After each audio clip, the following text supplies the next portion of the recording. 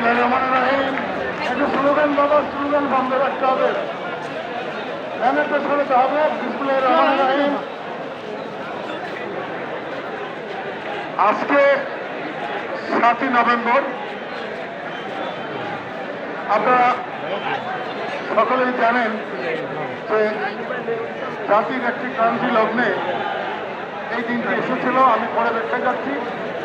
সম্মানিত সমগ্র ধামরাই উপজেলা এবং পৌরসভার বিএনপি এবং অঙ্গ সংগঠনের সম্মানিত নেতৃবৃন্দ, সহযোদ্ধাবৃন্দ, মা বোনেরা, আসসালামু আলাইকুম।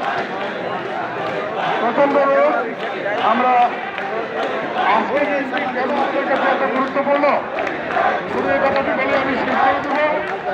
আপনারা জানেন এই স্বাধীনতার পরে ৭৭ সালে এই দেশে এমন রাজনৈতিক একটা